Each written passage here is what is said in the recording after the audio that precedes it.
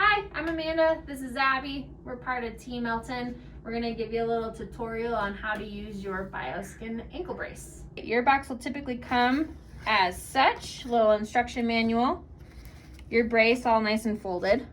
It does come with 2 straps depending on what your provider's prescribing it for. You'll either use your footlock strap for a posterior tibialis tendon dysfunction or your stirrup strap for an ankle sprain or post fracture.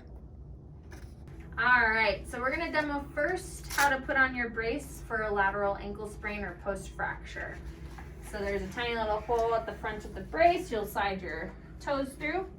This brace is supposed to be snug so that it can fit really well into your tennis shoes. So don't be surprised if it's a little tight through the arch. You'll then come across and secure your straps like so.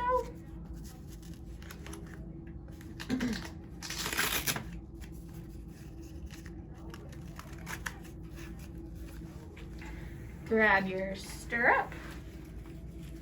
Notice there's a little Velcro strap on the inside, stirrup on the outside here with the Tree Lock brand, and a tiny little piece of Velcro on the back of the ankle. You'll secure the Velcro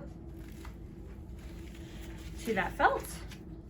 And very similar to your ASO brace, cross over, under the arch, up the side. It does not matter, again, which strap you start with, just as long as you're following the over, under, up technique. Once you're locked in place, you'll pull down your BioSkin and secure, like so.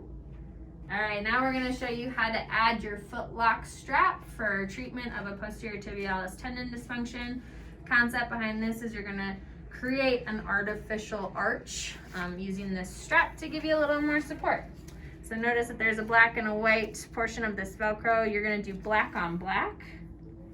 Secure that at the top of your foot and wrap around once completely, and then pull up to the side and secure on the inside of the ankle.